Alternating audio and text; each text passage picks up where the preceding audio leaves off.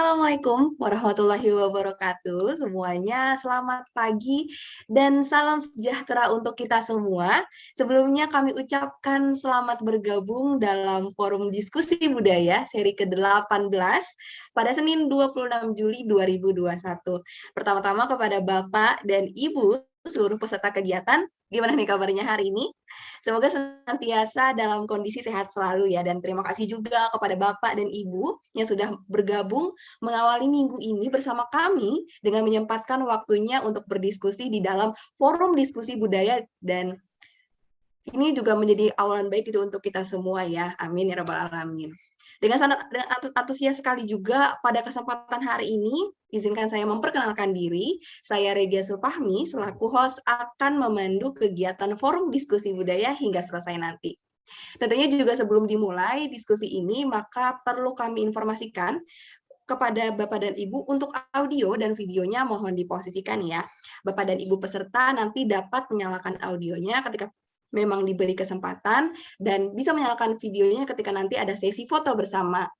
Oke, Bapak dan Ibu hadirin sekalian, seperti pertemuan sebelumnya juga, forum diskusi budaya ini hadir kembali dengan topik baru yang pastinya menarik dan bermanfaat untuk kita semua. Namun sebelum saya menjelaskan mengenai topik apa sih hari ini, apa sih yang akan dibahas, nah saya ingin menjelaskan sedikit mengenai apa itu forum diskusi budaya. Jadi forum diskusi budaya ini adalah sebuah kegiatan yang diadakan setiap 2 minggu sekali dengan mempertemukan akademisi dan masyarakat, di mana tujuannya untuk memperkuat peran PMB sebagai rujukan dan jembatan pada level nasional maupun internasional. Nah, tentunya ini juga dalam aktivitas ilmiah di bidang sosial dan kemanusiaan. Nah, Bapak dan Ibu sekalian, itu tadi penjelasan mengenai apa itu forum diskusi budaya. Sebelum masuk ke topik pembahasan, saya juga ingin mengucapkan terima kasih menyapa Bapak Ahmad Najib Burhani yang merupakan PLT Kepala Pusat Penelitian Masyarakat dan Budaya LIPI. Selamat pagi Pak Najib. Oke, selanjutnya kepada Ibu Lilis Mulyani selaku manajer program di PMB LIPI. Selamat pagi Ibu Lilis. Selamat pagi, Regia. Oke.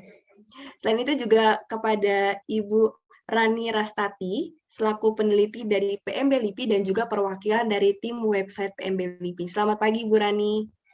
Pagi, Regia. Terima kasih, Ibu. Dan saya juga ingin mengucapkan selamat pagi dan selamat bergabung dengan menyapa ketiga narasumber kita juga yang telah hadir, yaitu Bapak Ibnu Nazir Daraini yang merupakan peneliti dari PMB LIPI. Pagi dan selamat datang Pak Ibnu. Selamat pagi. Baik, kepada Ibu Fani Fajarianti dari PT Visi Sinergi Antar Nusa selaku koordinator. Selamat pagi dan selamat datang Ibu Fani. Selamat pagi. Pagi Ibu. Dan saya juga ingin menyapa juga Pak Ahmad Sudrajat Nurismawan yang merupakan guru konselor dari SMP Muhammadiyah 12 GPK Gresik. Selamat pagi dan selamat datang Pak Ahmad. Selamat pagi Ibu Regia. Pagi Pak. Terakhir saya juga ingin menyapa moderator kita pada hari ini, yaitu Pak Luis Venetruma selaku peneliti di PMB LIPI dan juga sebagai anggota tim FDB. Selamat pagi Pak Luis. Iya, selamat pagi Mbak Regia. Pagi. Baik, saya lanjutkan lagi. Nah, kali ini forum diskusi budaya ini akan mendiskusikan 3 artikel dari website PMB LIPI, yaitu membahas tentang media sosial sebagai media edukasi di era COVID-19, di mana topik ini bertujuan untuk melihat isu unik yang namun juga penting gitu, berkaitan dengan penggunaan teknologi digital, khususnya media sosial pada masyarakat di tengah pandemi saat ini. Nah, ini sebagai kelas contoh pembahasan hari ini, yaitu akan membahas tentang seperti investasi mata uang kripto yang memang kini sangat marak di masa pandemi COVID-19, hingga melihat seperti apa sih potensi aplikasi TikTok sebagai media edukasi yang menarik dan mudah dipahami masyarakat nantinya. Itu tadi rekan-rekan terkait dengan apa pembahasan atau gambaran umum pembahasan kita pada hari ini. Dan rekan-rekan yang kami hormati, acara selanjutnya adalah sambutan yang akan disampaikan oleh manajer program di PMB LIPI yang kami hormati Ibu Lilis Mulyani. Kepada Ibu Lilis, dipersilahkan. Terima kasih Regia. Assalamualaikum warahmatullahi wabarakatuh. Selamat pagi, salam sejahtera untuk kita semua. Saya mewakili Kepala Pusat Penelitian Masyarakat dan Budaya, Profesor Ahmad Najib Burhani. Senang sekali bisa menyambut kembali diskusi 2 mingguan di PMB LIPI ya. Dan diskusi kita sudah mencapai diskusi yang ke-18 ini, alhamdulillah ya. Terima kasih juga untuk teman-teman pendukung di forum diskusi budaya yang atas kerja kerasnya dan kerja baiknya hingga diskusi kita bisa mencapai angka 18 ini. Sebagai tadi mungkin sudah disebutkan oleh Regia ya, sebagai sebuah pertemuan ilmiah antara para akademisi, forum ini juga bisa langsung diakses oleh masyarakat dan ini juga menjadi salah satu bukti komitmen PMB LIPI untuk membangun komunitas ilmiah, tapi juga sekaligus mensosialisasikan kegiatan, hasil riset atau hasil pemikiran ilmiah kepada masyarakat luas. Jadi kami di PMB LIPI boleh berbangga karena forum ini menjadi salah satu platform yang menghubungkan kami di LIPI Jakarta dengan berbagai kalangan di berbagai wilayah di Indonesia. Selain forum ini, PMB juga memiliki website dan media sosial sebagai sarana sosialisasi dan komunikasi dengan masyarakat luar. Website PMB juga menjadi salah satu ruang yang penting bagi para akademisi maupun peneliti untuk berbagi pemikirannya dengan format tulisan ilmiah yang lebih pendek, namun lebih mudah dan lebih cepat dicerna oleh masyarakat luas. Berbeda, jadi artikel di website ini berbeda dengan tulisan artikel jurnal ilmiah yang panjang dan berisi konsep ilmiah yang seringkali sulit diikuti oleh nalar pembaca awam. Dan dari sisi tema kali ini juga sangat menarik yang diambil oleh teman-teman di forum diskusi budaya. Dan ini juga mengambil format baru untuk mendiskusikan 3 artikel website yang sempat menjadi artikel yang paling banyak dibaca di website PMB LIPI. Dan tema media sosial sebagai media edukasi di era COVID-19 tidak hanya menarik tapi juga menjadi sangat penting dalam masa pandemi, di mana terjadi peningkatan jumlah pengguna internet dan media sosial di Indonesia. Dan saat ini data dari APJI, Asosiasi Pengusaha Jasa Internet di Indonesia, total pengguna internet dan platform digital misalnya disebutkan sudah mencapai 196 juta pengguna atau sekitar 73% dari total populasi di Indonesia. Dan dari jumlah pengguna ini tidak semuanya literate ya, tidak semuanya memiliki literasi digital yang cukup. Mayoritas di antaranya bahkan tidak memiliki kesadaran atas konsekuensi atau impact dari perbuatan atau tindakannya yang dilakukan di dunia digital atau di media sosial pada umumnya ya.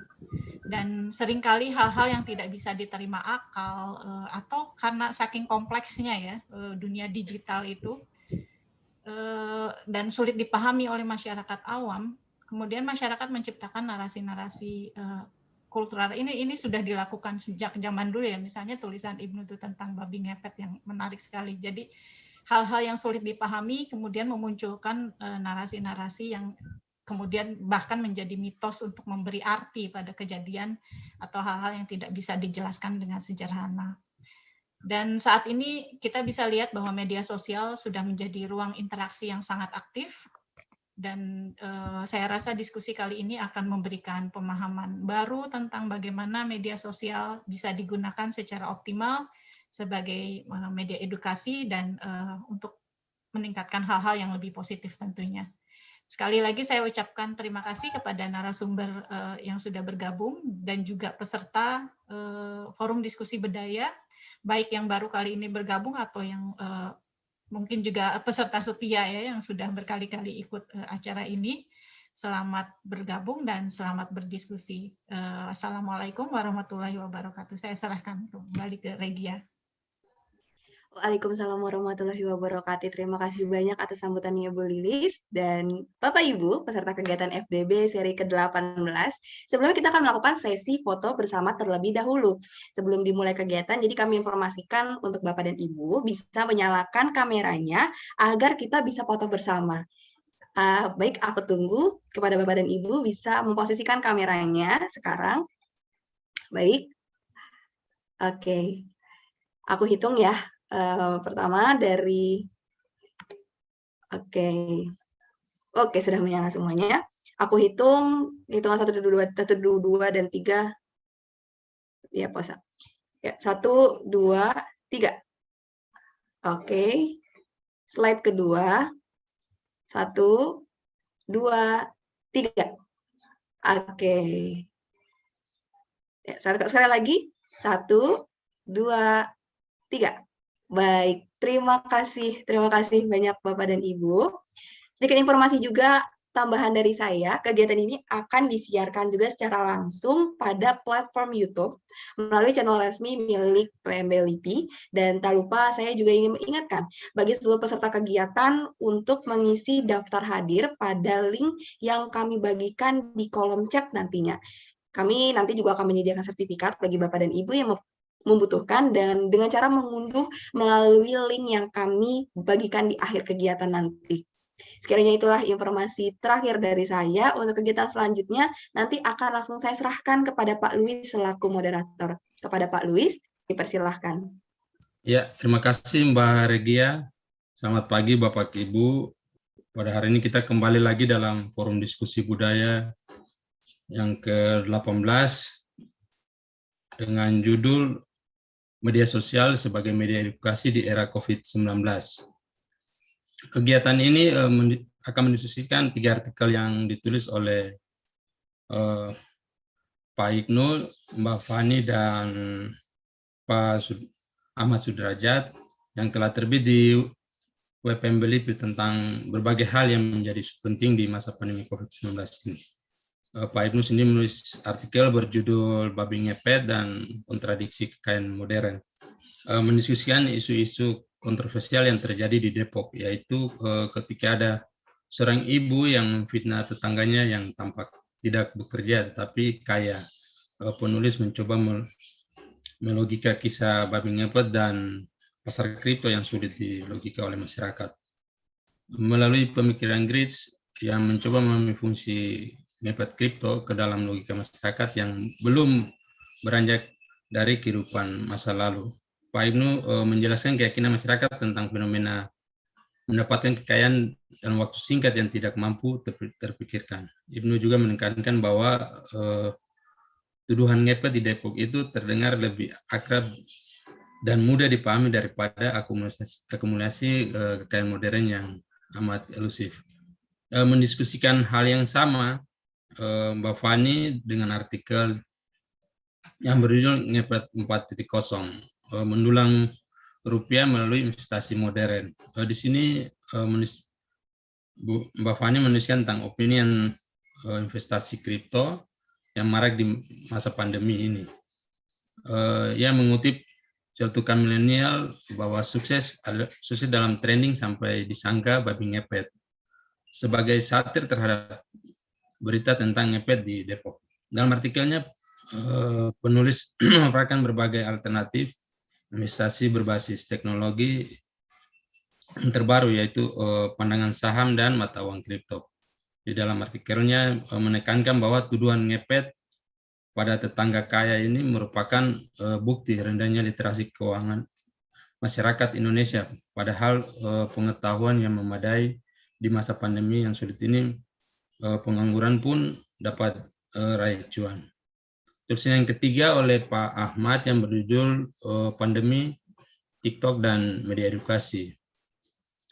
Media yang banyak diminati oleh generasi muda sekarang ya. Ini menemui titik puncaknya di masa pandemi COVID-19 ini karena sejak 2020 aplikasi ini telah diunduh oleh 2 miliar orang. Tingginya angka tersebut diduga karena masyarakat terkunci di rumah akibat pandemi. Di dalam tulisannya, Pak Ahmad coba mendiskusikan apakah TikTok layak menjadi media edukasi dan apa saja keunggulannya. Penulis berargumen bahwa gabungan video dan musik aplikasi TikTok dapat menjadi media edukasi yang menarik dan mudah dipahami masyarakat. Ya baik, sudah hadir di sini ketiga narasumber kami. Sebelum itu saya akan membacakan CV dari ketiga narasumber kami. Yang pertama ada Pak Ibnu Nasir Daraini, Master of Science. Pak Ibnu sendiri menyelesaikan studinya S1 di Universitas Gadjah Mada, kemudian S2 di Amsterdam pada Universitas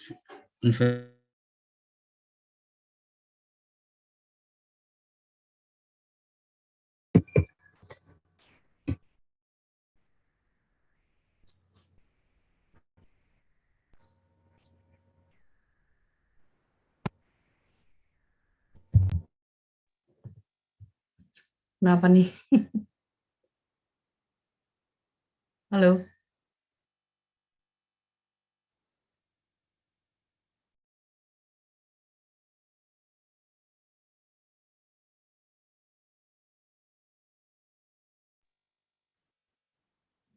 Kayaknya lagi off ya?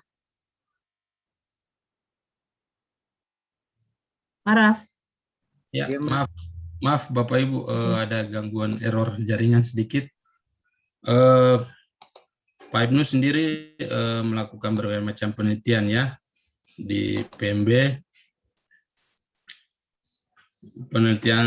Beberapa penelitiannya terakhir di tahun 2019 yaitu Radicalism and Political Intolerance in Indonesia. Kemudian di tahun 2018 juga ada penelitian New Media and Social Change in Post-New Order in Indonesia. Kemudian publikasinya banyak ya, kalau bisa dilihat di Google ada, Google Scholar ada.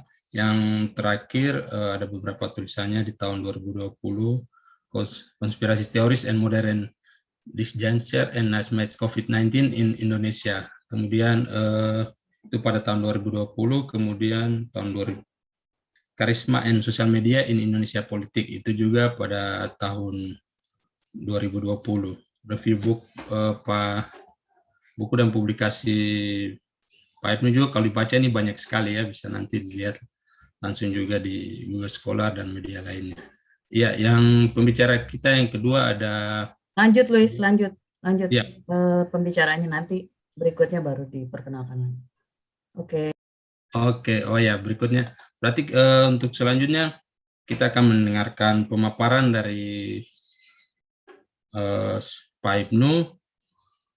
Untuk itu saya memberikan waktu 15 menit ya untuk Luis, kita perlu pengantar dari Mbak Rani. Ya. Ya, sebelum masuk ke Pak Ibnu, saya memberikan waktu kepada Mbak Rani selaku koordinator tim website LIPI. Mbak Rani ini peneliti muda kita di PMB LIPI. Silakan Mbak Rani. Terima kasih Pak C. Luis atas kesempatannya. Selamat pagi, Assalamualaikum warahmatullahi wabarakatuh kepada Bapak Ibu peserta FDB sekalian. Nama saya Rani Rastati, saya Ketua Tim Website dan Media Sosial di PMB LIPI. Di sini saya mewakili rekan-rekan di redaksi website, mengucapkan terima kasih kepada Forum Diskusi Budaya atau FDB atas kesempatan yang diberikan bagi kami untuk mempromosikan website dan juga kegiatan call for artikel kami. Dan juga terima kasih kepada para narasumber, ada Mas Ibnu, ada Mbak Fani, ada Pak Ahmad, atas kesediaannya untuk berbagi pengetahuannya kepada kita semua. Jadi website PMB LIPI ini resmi beroperasi sejak Januari 2008. Ini merupakan salah satu upaya dari PMB untuk mendiseminasikan hasil penelitian dan juga kegiatan yang ada di PMB LIPI. Nah, awalnya memang lebih banyak membagikan berita mengenai kegiatan-kegiatan dan juga atau apa-apa yang dilakukan di PMB LIPI, misalnya ada seminar intern atau yang sekarang bertransformasi menjadi FDB ya. Lalu ada juga seminar nasional, seminar internasional, dan juga buku-buku hasil penelitian dari Sivitas PMB LIPI. Nah, namun menyikapi perubahan dan perkembangan zaman yang makin dinamis, yang salah satunya memang ditandai dengan meningkatnya jumlah penetrasi internet dan media sosial, website PMB LIPI kemudian mencoba menjadi wadah untuk mendiseminasikan tidak hanya hasil penelitian, tapi juga hasil pemikiran, baik dari peneliti LIPI, dari akademisi, mahasiswa, maupun masyarakat umum. Nah, hal ini akhirnya kami lakukan dengan cara membuka kesempatan untuk menulis bagi publik sejak tahun 2017 dengan tema yang senada dengan identitas PMB, yaitu masyarakat dan budaya. Nah, saat itu memang rata-rata penulis yang mengirimkan artikel berasal dari kalangan mahasiswa dan peneliti. Nah, kami juga sempat bekerja sama dengan PPI Turki untuk kegiatan publikasi artikel ilmiah populer ini selama 2 tahun, yaitu tahun 2018 sampai 2019. Nah, kemudian untuk meningkatkan karakteristik penulis artikel agar lebih beragam, jadi tidak hanya di kalangan mahasiswa dan peneliti saja, website PMB LIPI kemudian kami daftarkan nomor ISSN online-nya. Dan sejak Juli 2020, website kami telah memiliki nomor ISSN yang tentu saja berimplikasi pada terbitnya e-majalah masyarakat dan budaya. E-majalah ini merupakan kumpulan artikel populer yang ada di website. Frekuensi terbitnya itu adalah 2 nomor dalam sebulan, dan dalam sebulan ini kami bisa mempublikasikan sekitar 6 artikel. Nah, jumlah yang terbatas ini tentu saja berimbas pada nilai kompetitif dari artikel yang diterbitkan, sebab dalam sebulan ini kami bisa menerima 10-20 artikel. Jadi mohon maaf karena tidak semuanya dapat dipublikasikan, karena seluruh artikel yang masuk ini memiliki proses review baik konten maupun teknis, dan tentu saja dengan adanya proses kurasi dari tim editor, artikel yang terbit dapat dipertanggungjawabkan keilmiahannya. Bagi Bapak Ibu sekalian yang tulisannya berhasil dipublikasikan, redaksi akan mengendorse nih tulisan para penulis dalam format infografis yang kami share di semua platform media sosial PMB. Dan tidak hanya itu, seluruh penulis kami kirimkan juga e-sertifikat penulis dan juga majalah masyarakat budaya yang memuat tulisannya. Tidak hanya berupaya untuk mengencourage para akademisi untuk mempublikasikan hasil risetnya, redaksi website juga setiap tahunnya menyelenggarakan berbagai kegiatan peningkatan kapabilitas yang bersifat terbuka dan juga internal, misalnya workshop menulis opini koran, workshop membuat artikel populer, dan juga workshop membuat infografis.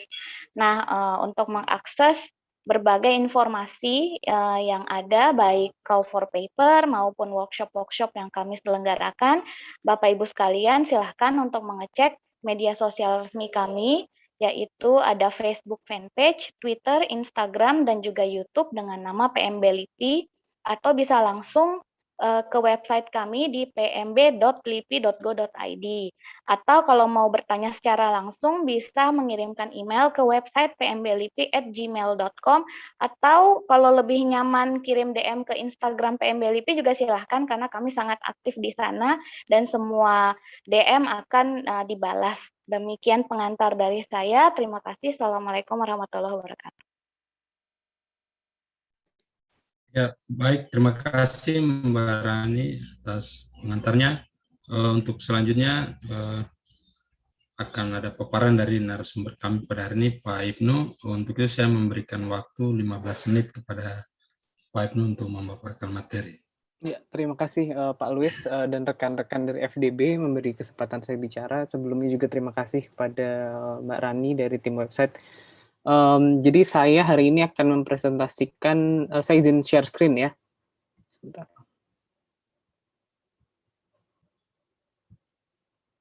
Oke.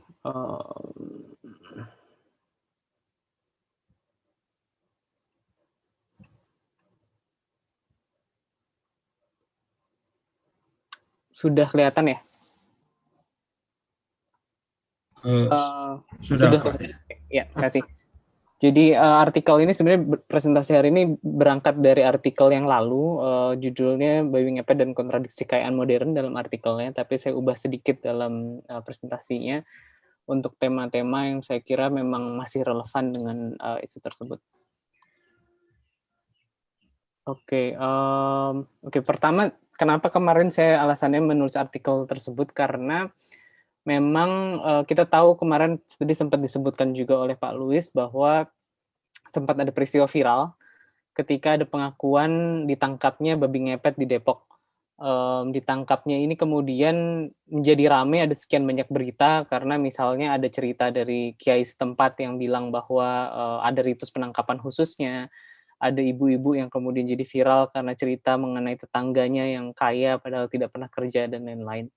Nah, yang kemudian menarik kita tahu bahwa ini ternyata penipuan, tapi sebenarnya yang jadi isu saya kira bukan itu gitu, tapi lebih kenapa isu mengenai babi ngepet ini masih sangat menarik perhatian publik, bahkan ironisnya misalnya di tengah Depok yang merupakan wilayah perkotaan, wilayah modern, dekat dengan salah satu institusi pendidikan terbaik di Indonesia gitu. Di tengah bangsa yang kita tahu sekarang juga sedang sangat senang menggunakan teknologi-teknologi tentang kemajuan seperti smart city, unicorn, bukit algoritma, dan semacamnya. Nah, untuk memahami sebenarnya kenapa ada keyakinan mengenai hewan gaib yang bisa membantu kita menjadi kaya, kita harus berangkat dulu kepada perbedaan cara masyarakat di masa lampau memandang kekayaan dengan masyarakat ekonomi modern. Jadi kita tahu bahwa ekonomi modern setidaknya dimulai sejak Adam Smith yang kira-kira menyebutkan bahwa ekonomi atau kekayaan itu sesuatu yang bisa bertumbuh. Gitu. Jadi orang didorong pada masa Adam Smith setelah pemikiran Adam Smith untuk mengejar kekayaan, untuk mengejar produktivitas, untuk mengejar pertumbuhan kapital dengan berniaga, dengan berdagang, dan seterusnya. Hal ini sangat berbeda dengan masyarakat di masa agraris yang melihat bahwa entitas kekayaan itu sifatnya terbatas. Jadi di masa lampau, pra-ekonomi modern, kekayaan itu tidak dilihat seperti kita memahami sekarang, yang tiap tahun ada pertumbuhan kekayaan negara, tiap tahun ada pertumbuhan kekayaan individu, tapi dilihat sebagai hal yang terbatas. Jadi jika ada orang kaya di masa lampau, dibayangkan hanya dapat menjadi kaya ketika dia mengambil hak orang lain. Jadi ketika seorang menjadi kaya, hampir pasti dia mengambil kekayaan orang lain, sehingga orang lain termiskinkan dengan kekayaannya orang tersebut. Nah, keyakinan semacam ini bukan hanya berlaku di Indonesia, tapi juga di Eropa abad pertengahan. Sempat ada artikel yang menulis mengenai rasionalitas ekonomi gaib di abad pertengahan yang membahas bahwa di Jerman, bahkan pada masa sekitar 1800-an, masih ada semacam perburuan penyihir, atau sebelum itu mungkin 1600-an, perburuan penyihir terhadap orang-orang yang dianggap melakukan pesugihan atau melakukan ritual untuk mencari kekayaan. Nah, pesugihannya berbeda dengan di Indonesia, dilakukan dengan mengikat perjanjian dengan naga gaib yang dipercaya kemudian akan berkeliling daerah, kemudian mencuri harta kekayaan tetangganya dan memperkaya sosok yang diyakini melakukan pesugihan tersebut. Nah, sosok-sosok tersebut biasanya adalah orang-orang yang memang memiliki bakat entrepreneur, sehingga terlihat dia menjadi kaya dengan sangat cepat di tengah masyarakat lainnya yang relatifly tidak berubah. Dan sampai tahun 50-an saya kira salah satu riset antropologi paling penting Santri Abangan Priayi, atau bahasa Inggrisnya mungkin The Religion of Java. Salah satu bab khususnya oleh Clifford Geertz membahas soal makhluk-makhluk gaib ini gitu. Jadi di Mojokerto tahun 50-an Geertz menulis mengenai Pak Haji, kira-kira ada beberapa tokoh yang di masyarakat Mojokerto diyakini sebagai orang-orang yang menjadi kaya karena memelihara tuyul. Nah, bagi masyarakat setempat juga ada implikasi dari praktik memelihara makhluk gaib ini gitu. Biasanya orang-orang tersebut dianggap secara moral buruk, jadi tidak punya hubungan baik dengan tetangga, tidak punya sifat dermawan, pelit, dan seterusnya gitu, tapi menjadi kaya dengan sangat cepat. Dan praktis rasionalitas ekonomi ini yang kemudian sebenarnya seharusnya berubah ketika di masa ekonomi modern, ketika ekonomi dibayangkan sebagai satu entitas yang terus tumbuh setiap tahun, terus berkembang, sehingga semua orang bisa menjadi kaya secara bersama-sama. Tapi kita tahu sebenarnya kemudian dalam banyak riset etnografi juga menunjukkan bahwa apa yang dibayangkan sebagai sesuatu yang modern tidak pernah berlangsung secara linear. Jadi pada praktiknya, apakah itu teknologi, sistem ekonomi, sistem politik, selalu berlaku, berdampingan dengan nilai-nilai dan praktik-praktik tradisional atau yang dianggap pramodern gitu. Jadi kalau di riset Indonesia misalnya, salah satu yang paling penting saya kira pernah ada bukunya Zulfikar Amir yang membahas mengenai IPTN, dia memberikan ilustrasi yang sangat bagus bagaimana ketika Gatot-Kaca, pesawat N250 diluncurkan oleh Indonesia, itu tidak hanya perayaan yang sifatnya karena capaian teknologi gitu, tapi nama Gatot-Kaca sendiri, kemudian ada semacam syukuran, ada semacam ritus-ritus tradisional yang dilekatkan pada teknologi itu gitu. Jadi di berbagai banyak belahan dunia kita tahu bahwa yang namanya teknologi-teknologi ini berdampingan dengan nilai-nilai dan praktik-praktik sosial budaya tradisional selama dianggap masih relevan gitu. Jadi kalau dalam konteks Orde Baru, imajinasi mengenai teknologi itu kemudian selalu melekat dengan nilai-nilai Jawa, nilai-nilai ideal wayang yang kemudian membuat teknologi diterima lebih dari sekedar teknologi, tapi juga imajinasi yang besar sebagai bangsa. Nah, bagaimana kemudian kita melihat dalam kasus babi ngepet?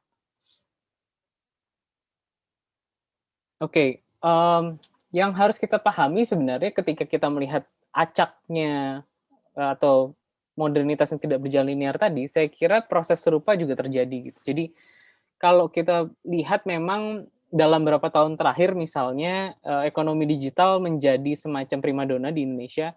Seperti tadi sudah sempat saya sebutkan, ada diskusi soal unicorn, ada diskusi soal investasi startup, kemudian pemerintah membentuk misalnya lembaga investasi pengumpul dana dari luar, juga ada mata uang kripto dan lain-lain. Tapi yang harus kita ingat sebenarnya pembicaraan ini bagi sebagian besar, mungkin sebagian besar orang Indonesia saya kira, terdengar sebenarnya lebih irasional daripada cerita kekayaan gaib gitu. Dan saya bisa menggambarkan kira-kira beberapa ilustrasi bagaimana sebenarnya seperti makhluk-makhluk gaib ini, instrumen-instrumen ini sebenarnya juga cukup paralel gitu, memiliki kesamaan. Misalnya seperti tuyul dan babi ngepet, instrumen seperti mata uang kripto, saham, juga perusahaan rintisan, sama-sama tidak ditangkap panca indera. Kita tahu itu bergerak melalui telepon, kita tahu itu bergerak melalui gelombang gitu, tapi itu sama-sama suatu yang bukan suatu yang bisa kita lihat langsung, bukan suatu yang kita sentuh langsung. Kalau kita ceritakan apa yang kita miliki telepon hari ini, handphone hari ini kepada mungkin kakek nenek kita di tahun 50-an, yang kita ceritakan akan terdengar lebih gaib daripada cerita mengenai tuyul, saya kira. Terus seperti perjanjian gaib juga, pengetahuan tentang kekayaan modern juga bersifat sangat esoterik gitu. Jadi kalau di masa lampau mungkin pergi ke dukun untuk misalnya belajar bagaimana kita bisa mengakses atau bisa bikin perjanjian dengan tuyul, bikin perjanjian dengan babi ngepet dan seterusnya. Di masa modern juga gitu, walaupun kita bilang bahwa kita punya akses luas terhadap pengetahuan dan seterusnya dan lain-lain, tapi sebenarnya akses ini dibatasi oleh kelas sosial, dibatasi oleh akses teknologi dan lain-lainnya gitu, sehingga yang memiliki pengetahuan sebenarnya terhadap bagaimana sebenarnya aplikasi Gojek bekerja, bagaimana perusahaan rintisan mengumpulkan dana dan seterusnya, tetap kelas yang sangat terbatas dan itu tidak bisa diakses oleh sebagian besar orang.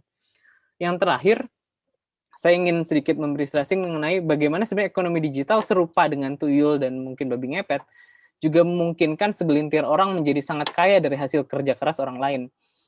Sebagai perbandingan, misalnya kita tahu bahwa dari hari ke hari, pekerja di tingkat bawah, seperti supir Gojek dan seterusnya, sering melakukan protes karena peraturan perusahaan yang semakin dirugikan. Jadi ada sekitar jutaan pengendara Gojek yang mungkin diam-diam menggerutu gitu dengan peraturan yang terus berubah dan merugikan. Tapi di sisi yang sama itu menjadi basis dari kekayaan segelintir orang yang menjadi sangat kaya, dan bahkan kalau kita mau jujur, kekayaan para pengusaha yang berangkat dari perusahaan rintisan teknologi hari ini itu ada pada level yang tidak bisa dibayangkan oleh orang-orang kaya di masa lampau yang mungkin dituduh menggunakan tuyul, menggunakan babi ngepet dan seterusnya gitu. Karena bayangkan bagaimana kekayaannya Nadiem misalnya bisa berapa ratus ribu atau mungkin berapa juta dari orang yang ada di Indonesia gitu. Itu tingkat kekayaan yang tidak bisa dibayangkan di masa lampau gitu, karena level eksploitasinya, level pertumbuhan ekonomi juga sudah sangat berbeda.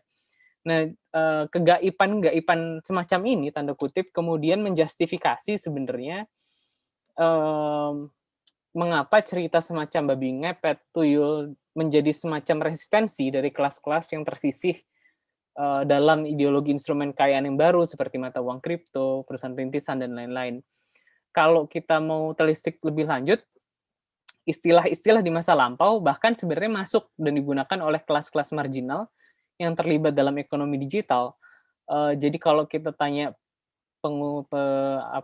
salah satu rekan Gojek yang kemudian menyiasati, kita tahu ada yang istilahnya aplikasi tuyul yang membuat si Gojek bisa berada di beberapa lokasi pada saat yang sama dan seterusnya. Kita tahu juga ada terapi akun, ini ditulis oleh artikel oleh Mustika dan Safirani 2021, kira-kira yang bagaimana seorang supir Gojek bisa menjadikan satu akun lebih banyak mendapatkan pesanan daripada akun yang lain gitu. Proses-proses ini, istilah-istilah ini, itu sebenarnya kan istilah-istilah gaib yang kemudian ditempelkan kepada perangkat ekonomi digital gitu. Dan saya kira kenapa kemudian ini masih relevan, masih menjadi perhatian masyarakat publik gitu, karena kita sebenarnya belum sepenuhnya menerima atau belum sepenuhnya sepakat dengan proses perkembangan ekonomi digital yang sebenarnya juga banyak meminggirkan orang-orang di dalam level yang sangat besar. Saya kira demikian Pak Louis presentasi dari saya. Terima kasih atas kesempatannya. Ya, baik, terima kasih Pak Ibnu, menarik sekali presentasinya. Untuk selanjutnya kita akan mendengarkan presentasi dari Mbak atau Ibu ya, Mbak Fani Fajrianti. Sebelumnya saya akan membacakan CV Mbak Fani. Di sini pendidikan Mbak Fani yang pertama sarjana humaniora di Universitas Indonesia, kemudian untuk Master of Science juga di Universitas Indonesia Hubungan Internasional. Keseharian Mbak Fani ini sebagai event koordinator ya di PT Visi Sinergi Antarnusa. Ya, kepada Mbak Fani dipersilakan untuk memaparkan materinya. Ya. Assalamualaikum, selamat pagi kepada Bapak dan Ibu peserta forum PMB LIPI. Perkenalkan, nama saya Fani yang telah menulis artikel di website PMB LIPI berjudul Ngepet 4.0 Mendulang Rupiah Melalui Investasi Internet, yang kemudian setelah itu diajak menjadi narasumber pada forum diskusi yang ke-18 ini. Saya mengucapkan terima kasih kesempatan yang telah diberikan. Saya sharing screen ya, izin sharing screen. Oke, dia.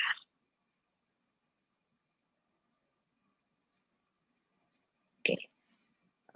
Pagi ini izinkan saya untuk sharing sedikit kelanjutan dari tulisan saya mengenai Ngepet 4.0, mengenai belajar investasi digital melalui media sosial. Oke, sebelumnya perkenalkan dulu, mungkin kalau saya tidak menjelaskan background saya, mungkin akan bingung kenapa ada event koordinator ngomongin investasi digital. Jadi sebelum pandemi 19, pekerjaan saya adalah sebagai event koordinator, namun karena pandemi, kegiatan ini sulit dan terlalu beresiko untuk dilakukan. Nah, akhirnya kegiatan ini vakum untuk sementara waktu. Tapi karena sejak 2012, saya sudah mulai belajar tentang investasi meskipun tidak serius, sehingga saat terjadi krisis dan pandemi seperti ini, saya memiliki cara lain untuk memperoleh uang, yaitu investasi digital. Jadi dapat dibilang bahwa saya adalah praktisi dan contoh nyata dari komentar Ibu Wati yang bilang, pengangguran tuh nggak mungkin banyak duitnya. Bisa Bu, coba saya kasih tahu caranya ya, yang saya praktekkan. Memang sih nggak banyak, tapi paling nggak ada. Oke, pertama adalah kita harus tahu investasi. Apa sih sebenarnya investasi itu? Investasi itu adalah kegiatan mengembangkan uang kita menjadi lebih untung dalam jangka waktu tertentu. Biasanya investasi itu dilakukan untuk mencapai tujuan tertentu, misalnya sekolah anak, bangun rumah, jalan-jalan, uang pensiun, itu pun juga masuk kategori investasi. Contoh investasinya seperti saham, sukuk, itu surat utang negara, ataupun kita nabung deposito, obligasi, asuransi, reksadana, beli tanah, rumah, ruko, dan lain sebagainya. Itu disebut investasi. Nah, tapi sebelum kita melakukan investasi, kita harus belajar dulu profil resiko kita. Karena melakukan investasi ini memiliki resiko, sehingga kita ini sangat banyak melibatkan kondisi psikologis kita. Nah, jadi di dalam di dalam profil resiko terdapat 3 kategori, yaitu konservatif, itu orang yang biasanya masih pemula, takut kehilangan uangnya, terus kemudian itu cocok nabung atau investasi di deposito aja, atau tabungan berjangka, atau pasar uang. Nah, terus kalau udah mulai biasa dengan investasi, terus mulailah dia moderat, dia campur lagi yang lain, misalnya reksadana saham, atau mulai main saham, tapi dengan dengan saham-saham yang kategori blue chip. Atau juga ketika agresif, ini tipe orang sudah mengerti resiko dan siap menerima kerugian jika rugi. Seperti itu. Oke, nah sekarang berikutnya investasi digital. Investasi digital atau online itu proses investasi yang dilakukan tanpa tatap muka. Bahkan sampai sekarang pun saya nggak tahu tuh kantor tempat broker saya daftar ataupun kantor cabangnya dan lain-lain, karena semua pendaftaran itu dan verifikasi nasabah sekarang ini dilakukan melalui website atau aplikasi. Kelebihannya investasi digital itu pertama dia mudah diakses, tinggal buka aplikasi atau web, terus kemudian minimum investasinya terjangkau. Berbeda dengan kalau kita investasi tanah atau rumah membutuhkan uang puluhan juta, ratusan juta. Tapi kalau investasi digital itu murah, dari 500 perak sampai 1 juta juga udah bisa. Ketiga, dia lintas negara. Kita tidak hanya menanamkan modal kita di Indonesia, tapi juga bisa di mana-mana. Dan kemudian banyak sekali informasi edukasi saat ini. Kita nggak akan sendirian dalam berinvestasi. Terus kemudian mudah dipantau, tinggal buka handphone, real time, kita bisa tahu investasi kita seperti apa. Ini adalah contoh-contoh investasi yang investasi digital atau investasi online, hampir semuanya sudah saya lakukan kecuali yang forex, karena saya nggak terlalu beresiko buat saya sih, karena kita bisa kehilangan uang, betul-betul kehilangan uang di sini. Reksadana kita kasih uang ke dalam perusahaan reksadana dan ada orang yang mengelola, jadi bukan kita. Terus kalau saham itu biasanya kita sendiri yang pilih-pilih saham untuk dibeli. Terus juga ada saham internasional, terus juga ada tabungan emas online, surat berharga negara. Jadi kita berinvestasi kepada pemerintah Indonesia dengan cara membeli surat utangnya. Sekarang pun semuanya serba online. Ada juga P2P lending, dan kemudian terakhir ada cryptocurrency dan forex. Oke, saya coba jelaskan mengenai saham dulu. Apa itu saham? Nah, di sini saya mengutip Lo Keng Hong. Harta karun terbesar dunia itu ada di pasar modal. Siapa itu Lo Keng Hong? Lo Keng Hong itu adalah orang Indonesia yang sejak tahun 96 memutuskan berhenti bekerja untuk menjadi trader atau orang fokus pada saham. Dan sampai saat ini dia memiliki kekayaan aset sekitar 2,5 triliun. Jadi dia dianggap sebagai orang paling sukses di dalam pasar saham di Indonesia. Saham itu sendiri adalah bukti kepemilikan modal pada suatu perusahaan terbuka yang dijual belikan melalui pasar saham. Nah, bagi pemerintah atau perusahaan, pasar modal ini cara mereka untuk dapat modal tambahan untuk mengelola usaha. Kan kalau perusahaan itu kan pinjam ke bank atau dia membuka menjadi perusahaan terbuka untuk dapat modal tambahan. Kalau bagi masyarakat, pasar modal ini sarana untuk dapat keuntungan hasil investasi. Jadi kita memberikan modal kita ke perusahaan ini dan mereka kelola, nanti dapat bagi hasil. Perusahaan tercatat ini wajib memberikan semua informasi dan laporan keuangannya kepada Bursa Efek dan nanti masyarakat tahu. Sehingga kayak kemarin beberapa kasus komisaris, rektor merangkap komisaris ya, karena BRI itu salah satu perusahaan terbuka dan terdaftar di dalam Bursa Efek. Nah, kita sebagai pemilik saham berhak mendapatkan dividen atau bagi hasil dan profit serta bisa mengikuti RUPS. Saat ini ada total 7,3 triliun uang yang warawiri di pasar modal. Nah, ini kalau kita lihat struktur pasar modal itu dipegang atau diatur oleh Departemen Keuangan dan kemudian banyak intinya pemerintah yang kelola. Oke, cara daftar saham pun sekarang sederhana. Bursa Efek Indonesia itu bahkan sekarang memudahkan kita untuk membuka rekening saham secara online. Tinggal di googling aja, terus sudah itu klik pilih sekuritas yang kita mau, siapkan data diri, KTP, NPWP, buku tabungan, dan ikutin petunjuknya ya. Nanti udah bisa ini saham. Nah, serba-serbi saham ini. Di Bursa Efek Indonesia kan ada 700-an lebih perusahaan. Itu kita kadang kalau orang baru tuh suka bingung ya, milih yang mana ya. Nah, dari Bursa Efek itu sudah mengklasifikasikan indeks. Sebenarnya terdapat 38 indeks, beragam indeks yang mereka klasifikasikan, tapi yang paling terkenal itu adalah LQ45, disebutnya LQ45 karena dia mengukur kinerja 45 saham terbaik.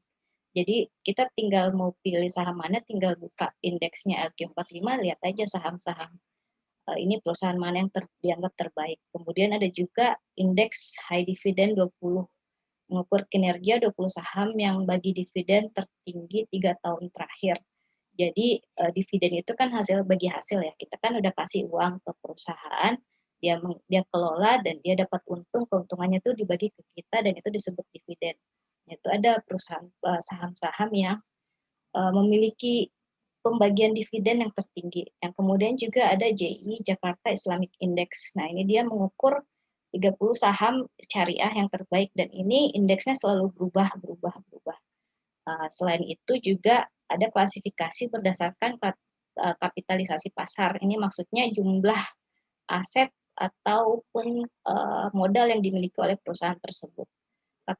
Di saham lapis 1 atau blue chip itu dia kapitalisasinya sampai 40 triliun. Ini adalah perusahaan-perusahaan besar, dianggap bagus, biasanya dividennya besar, terus harganya stabil, terus dia harga per lembarnya mahal. Contohnya nih BBRI, ini Bank BRI, BCA, BNI, Mandiri, Telkom, ICBP itu Indofood yang jual Indomie, sama Unilever itu masih dianggap saham lapis 1. Saham lapis 2 ini lebih kecil, dia kapitalisasinya 500 miliar sampai 10 triliun. Kinerja perusahaan ini masih dalam tahap berkembang sehingga harga sahamnya tuh cenderung fluktuatif. Tapi banyak orang bisa menjadi sangat kaya dari beli saham lapis 2. Misalnya tadinya harganya bahkan Nokeng kalau nggak salah dia beli saham lapis 2 apa gitu terus naik jadi berkali-kali lipat, dia mulai jadi dapat kekayaan dari situ. Nah, ini contohnya Tower, INTP, ESS itu Ace Hardware, terus sama Java itu yang jual-jual ayam itu. Terus sama adalah saham lapis 3, ini sering disebut orang saham gorengan, karena pertama dia pun, kapitalisasi pasarnya pun kecil, 500 miliar, sehingga kadang spekulan tuh gampang aja masukin uang, harganya jadi naik, terus orang pada, ya sama seperti gula, ketika ada banyak gula semut berdatangan, investor-investor kecil pun berdatangan, ya udah akhirnya digoyang-goyang. Selain itu juga analisis memilih saham itu kadang kita suka dengar ada analisis fundamental, teknikal, sama ada bendarmologi. Kalau fundamental itu dia fokus pada kinerja kekuatan perusahaan. Misalnya, saya mau beli BRI. Kenapa BRI? Karena dia bank yang sampai kecamatan pun ada. Terus analisis teknikal, jadi karena banyaknya data historis yang terjadi di dalam saham sehingga bisa digambarkan melalui statistik atau chart. Dan itu bisa dibaca, misalnya kayak pergerakannya akan ada banyak uang yang masuk ke sini, dan itu bisa dilihat secara teknikal disebutnya. Kemudian ada bandarmologi, dia melihat pergerakan bandar atau pemilik modal besar. Ini bisa dilihat dari biasanya ada volume uang yang masuk di suatu saham dan itu bisa kelihatan sahamnya pasti akan naik harganya seperti itu.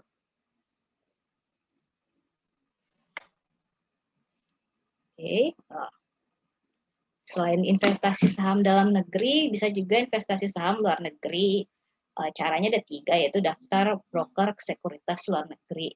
Cuman ini adalah syaratnya banyak dan berlapis, karena minimum uang setoran $25.000, terus ngisi pajak for WNA dan lain-lain, jadi tidak semua orang bisa punya seperti ini. Tapi bisa juga pilih CFD atau kontrak for difference. Nah, saya juga sedang mencoba ini. Jadi itu kontrak perjanjian beli sahamnya itu antara investor saya sama broker saya aja. Jadi kelebihannya adalah kita dengan modal kecil, modal $1, $10, itu udah bisa beli saham, tapi nanti bentuknya shares. Nah, di Indonesia ini sayangnya belum ada regulasi tentang CFD, sehingga resikonya itu ditanggung investor sendiri.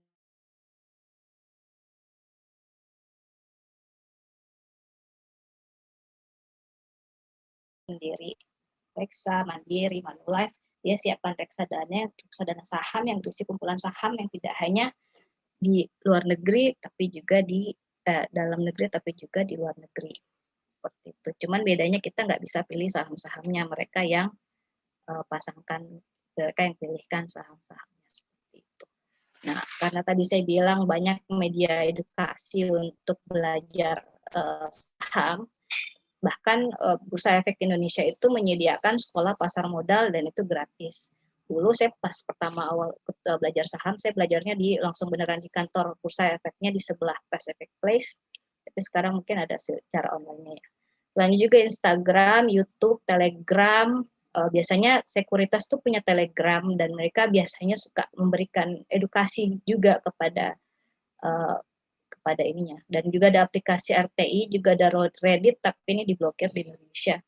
Ngerti saham itu paling banyak direferensi oleh orang yang benar-benar baru belajar saham. Kalau kita Gosi itu dia Certified Financial Planner, Michael Yo, Captain Saham, Ryan Filbert ini dia punya banyak buku tentang saham, dan kemudian bahkan Ustadz Yusuf Mansur pun juga sekarang aktif di saham dengan menjadi sponsor atau brand ambassador untuk MNC Sekuritas. Seperti itu. Nah, ini adalah YouTube, beberapa YouTuber yang juga aktif dan memiliki banyak followers, subscriber yang menjelaskan tentang saham. Nah, kalau creative trader ini dia fokus sebagai alirannya bandarmologi. Kalau yang Felicia ini dia beneran ngajarin semua orang dari nol. Kalau Charlie Chang ini saya suka untuk rekomendasi saham-saham luar negeri yang baru dibeli. Kalau Andika Sutoro Putra ini adalah contoh orang yang masih 19 tahun, terus dia belajar saham dan kemudian beneran menjadi miliarder. Seperti itu. Oke, sekarang kita masuk ke cryptocurrency. Ini agak susah dimengerti kadang-kadang. Oke, apa sebenarnya cryptocurrency? Nah, cryptocurrency itu mata uang virtual yang terlindungi kriptografi. Kalau di sini sebelah kanan ini infografis dari CNN itu sudah cukup bagus sih menjelaskan bahwa intinya adalah pertama kali kripto yang diciptakan itu Bitcoin. Terus dia menggunakan teknologi blockchain. Nggak ada peran bank dan sebagai pihak ketiga. Terus sudah itu diciptakan tahun 2008 oleh Satoshi Nakamoto. Itu dia sampai sekarang tidak pernah ada yang tahu siapa itu Satoshi Nakamoto. Intinya dia mulai menciptakan Bitcoin itu sejarahnya 2008 karena melawan pemerintah. Dia tidak suka ketika negara mencetak uang seenak hati sampai menjadikan krisis. 2008 kalau nggak salah krisis Amerika cukup berat. Nah, akhirnya dia membuat ini dan dengan sistem desentralisasi permanen, publik bisa rekam. Jadi kalau kita di blockchain itu, teknologi blockchain itu kita bisa tahu pergerakan uang. Semua orang bisa lihat pergerakan uang, tapi yang kita tidak tahu adalah siapa yang transfer dan itu di mana yang transfer. Jadi makanya banyak pemanfaatan untuk kejahatan, misalnya kayak kasino, terus hasil jual narkoba, hasil kayak gitu-gitu dipakai menggunakan Bitcoin. Tapi teknologi blockchain itu sekarang dimanfaatkan untuk mempermudah aktivitas pencatatan identitas, aset berharga, data kesehatan, terus juga pembayaran lintas negara. Kalau bayar barang ke luar negeri kan pakai bank itu kan berhari-hari, kalau pakai kripto ya langsung sampai seperti itu. Nah sekarang ada lagi karya seni, banyak sekarang karya seni yang dibuat melalui teknologi blockchain. Jadi sebenarnya kalau saya sendiri meskipun ada kontroversi tentang kripto atau Bitcoin itu haram, tapi kalau saya lebih banyak melihatnya sebagai ini pertama memang kita tahu bahwa teknologi ini baru usia 10 tahun. Kedua, dan teknologi ini akan terus berkembang. Tapi teknologi blockchain ini sangat menjanjikan di masa depan. Dan karenanya ya belajarlah dari sekarang, itu menurut saya. Oke, serba-serbi cryptocurrency. Berbeda dengan saham, kripto tidak memiliki regulasi yang diatur oleh pemerintah. Jadi memang beneran ya bebas aja, satu hari saya mau menciptakan koin bisa aja dan saya taruh di internet dan orang pada beli sampai harganya mahal itu bisa. Terus sudah itu kripto itu melihat kapitalisasi pasar melalui website itu biasanya ada di CoinMarketCap. Saat ini total uang yang warawiri di kripto itu 1,38 triliun dolar dengan 46% itu dominasi orang membelinya Bitcoin, sisanya ada Ethereum, ada Tether, ada Binance, BNB, sama ada Cardano. Lalu kemudian pasar cryptocurrency itu buka 24 jam non-stop, jadi mau kapanpun bisa. Sekarang beda dengan saham yang ada jam bukanya dari jam 9 sampai jam 3 sore. Terus ada akun sekuritas juga. Nah, ini terdapat 5 yang terbesar di dunia, yaitu Binance, dia volume hariannya tuh 16 miliar dolar. Ini berasal dari Cina, tapi sekarang dia pindah ke pulau-pulau Pasifik gitu deh. Terus ada Huobi, juga dari Cina, ada Coinbase dari Amerika, ada FTX dari Amerika, dan ada KuCoin dari Singapura. Ini jadi kelihatan ya sebenarnya dominasi kripto itu dari Cina dan Amerika. Nah, Indonesia juga punya sekuritas yang diakui oleh Bapepti, yaitu yaitu Indodax, terus Toko Kripto, dan lain-lain. Bahkan Indodax itu peringkat 29 dunia dari ratusan cryptocurrency exchanger dengan volume harian itu 3 juta dolar, 3 juta dolar per hari transaksi. Nah, makanya itu pemerintah kemudian sangat-sangat tertarik untuk membuat bursa kriptonya sendiri. Karena melihat ada banyak uang yang beredar di situ. Tapi sebenarnya secara idealisme itu tidak bisa. Kripto itu justru diciptakan untuk tidak ketemu pemerintah. Tapi kalau pemerintah mau bikin ya lucu sih. Nah, terus kalau analisis memilih kripto itu sebenarnya ini cukup abstrak ya. Tidak seperti saham yang jelas gitu, tapi tetap bisa dicarilah cara-caranya. Pertama fundamentalnya itu fokus pada top 10 coin, jadi maksudnya misalnya saya beli Bitcoin sekarang, ya udah saya nggak mau jual-jual segala, saya nggak mau jual dulu, saya mau jual 10 tahun mendatang, tetap akan bisa dapat untung. Juga ada technical, jadi kita lihat lagi chart, grafik, dan lain-lain. Juga kita bisa lihat volume dari event atau peluncuran inovasi. Jadi setiap kripto biasanya buat event dari developernya ya. Developernya buat event untuk menarik investor, jadi biasanya harganya naik. Media sosial untuk belajar kripto berbeda dengan saham Indonesia, di mana kita banyaklah orang, bahkan Bursa Efek tuh membantu sekali untuk belajar saham untuk pemula. Tapi karena kripto ini sifatnya global, tempat belajar itu makin luas dan kemampuan bahasa Inggris kadang dibutuhkan. Contohnya YouTube, Telegram, Instagram, sama portal berita yang wajib dibaca tiap hari itu Coinpedia, Cointelegraph, sama Coindesk. Terus udah itu, ini ada koin investasi juga, ada Bitcoin Talk, terus ada Emurgo. Emurgo ini dia punya Cardano, dia ngajarin tentang blockchain, jadi teknologi blockchain, dia mengajarkan untuk menjadi developer blockchain. Nah ini contoh Telegram saya. Jadi saya download Telegram itu bukan untuk komunikasi, tapi untuk memantau rekomendasi saham. Kalau ini well alert ini pergerakan koin. Jadi misalnya ada transaksi transfer Bitcoin 3 juta dolar dari wallet A ke wallet B, itu bisa ketahuan dan kita bisa tahu jadinya misalnya kayak Bitcoin lagi ditarik nih dari market, berarti harganya akan turun. Dari situ kita bisa belajar seperti itu.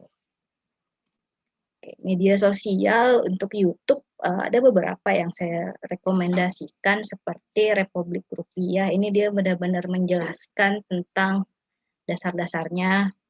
Terus Journey with Crypto dia rekomendasi rangkuman berita.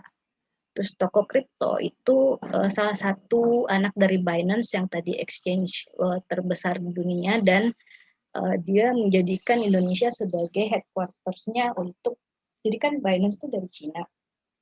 Asia Pasifik itu dia buka exchange lagi di Indonesia namanya Toko Kripto. Dan ini kemarin bikin summit itu untuk Asia Pasifik karena sepertinya memang Binance melihat Indonesia sebagai potensi pasar kripto yang nanti akan besar.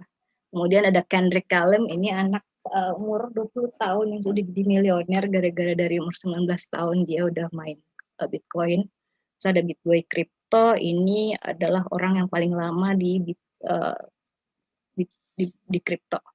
Dan kemudian selain saham, kripto, sebenarnya ada investasi lainnya yang jauh lebih sederhana, yaitu berinvestasi di e-commerce.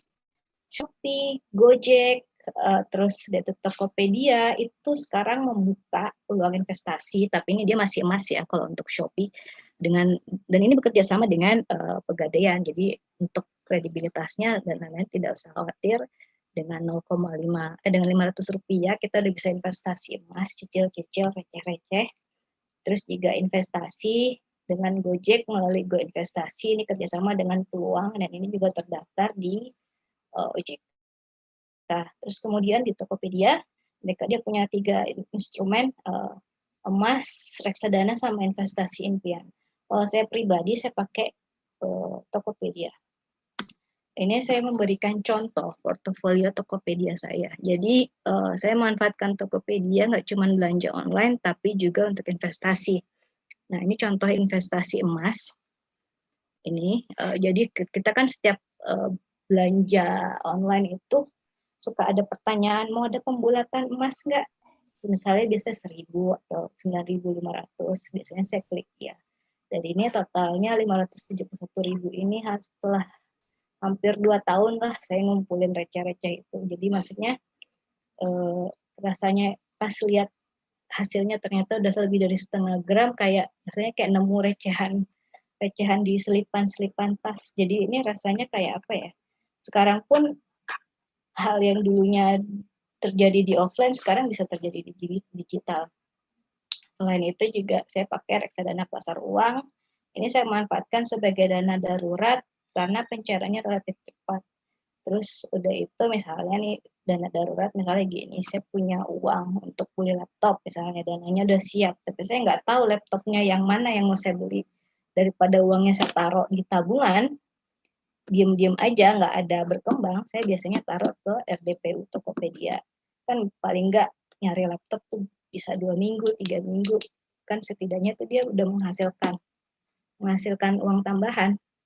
Jadinya jadi menurut saya menyimpan dana jangka pendek di RDPU itu lebih menarik daripada di tabungan ATM biasa atau deposito. Oke, tapi seindah-indahnya ini tetap ada risikonya. Karena if it's too good to be true, it probably isn't. Jadi risikonya kita bisa capital loss. Jadi misalnya beli saham harganya lebih mahal, terus sekarang semua jatuh, akhirnya jadi rugi kan. Yang kedua, perusahaannya bisa dilikuidasi atau bubar. Juga sekarang marak investasi bodong. Terus ini biasanya tanpa izin OJK, terus janjinya return tinggi. Contoh terbarunya ada itcash. Terus ada investasi scam, ini paling banyak nih saya terima di Telegram, modus titip modal ke mereka, diinvestasikan ke saham atau kripto, imbalannya bagi hasil besar. Terus ada crypto scammers atau rug pulls. Jadi rug pulls itu karena kan tadi saya bilang setiap orang tuh bisa membuat koin terus ditaruh di internet, terus kalau ada yang ikutan beli terus sampai akhirnya uangnya terkumpul banyak dan saya bisa kabur, itu bisa aja, itu namanya rug pulls. Terus handphonenya bisa dihack karena ini biasanya cryptocurrency kan banyak jaringan internet ya. Terus pencegahannya adalah semua tuh harus dicek ke OJK, BI, sama Bapepti. Terus kita harus paham bahwa uang pribadi itu kita tanggung jawab sendiri gitu, jangan titip-titip ke orang. Terus juga tetap harus tahu BI rate itu berapa, 3,5%. Kalau ada yang tawarin investasi 10, lebih dari 10% aja itu udah penipuan. Sama yang paling empat ini, karena ini teknologi ya, harus siapkan verifikasi keamanan berlapis, biasanya disebut two-step verification di WhatsApp, email, Instagram, aplikasi broker. Sama jangan klik link aneh-aneh dan jangan kasih tahu OTP ke orang lain. Sama yang paling penting adalah investasi itu tidak langsung cuan, tidak langsung kaya raya. Semua orang juga butuh puluhan tahun untuk jadi sukses. Kesimpulannya, belajar investasi digital itu banyak jenisnya kan. Nah, mumpung karena sekarang harganya modalnya terjangkau, dicoba aja dulu semua. Nanti kita kan bisa ketemu mana yang cocok dan akhirnya bisa diteruskan. Terus kadang saya baca komentar banyak yang takut investasi saham. Kalau saya sih coba aja dulu, belum tentu nanti setelah dijalanin nggak takut. Sama mata uang kripto buat saya itu adalah teknologi masa depan yang sebaiknya dipelajari. Terus kalau bisa diinvestasi, investasi. Terus manfaatkanlah sosial media, mulai dari artikel, semua tuh ada di mana-mana. Dan terakhir tuh jangan lupa investasi itu menggunakan uang dingin atau uang sisa setelah berbagai kebutuhan dibayarkan. Jangan sekali-kali pinjam uang untuk investasi, apalagi pakai uang arisan ditaruh di saham atau uang beli ini ditaruh di saham. Wah, itu fatal nanti. Seperti itu. Sekian dari saya. Terima kasih. Ya, baik. Terima kasih Mbak Fani atas penjelasannya. Menarik sekali ya bagaimana pasar sahamnya, kripto, bagaimana kita mendaftar saham di dalam negeri maupun di luar negeri. Ya, baik. Untuk selanjutnya ada narasumber kami satu lagi, Pak Ahmad ya. Pak Ahmad Sudrajat Nurismawan. Pak Ahmad, latar belakang Pak Ahmad ini sebagai seorang guru ya, seorang guru di SMP Muhammadiyah 12 GBK Gresik, dan riwayat pendidikan beliau S1 di Universitas Negeri Surabaya, dan saat ini sedang menempuh S2 di Universitas Negeri Surabaya juga. Beberapa pengalaman Pak Ahmad, riwayat organisasi, yang terakhir di organisasi Terjun Desa Lamongan pada tahun 2021, dan juga ada beberapa prestasi, juara 3 lomba nasional ya, video edukasi Hima Prodi Bimbingan dan Konseling Universitas Nasional PGRI Kediri. Ya, baik, untuk Pak Ahmad silakan mempresentasikan materinya. Terima kasih Pak Luis. Apakah suara saya jelas?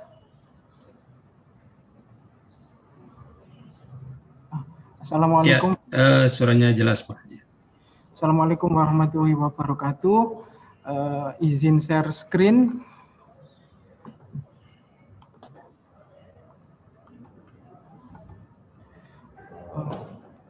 Terima kasih banyak atas kesempatannya untuk diundang sebagai narasumber.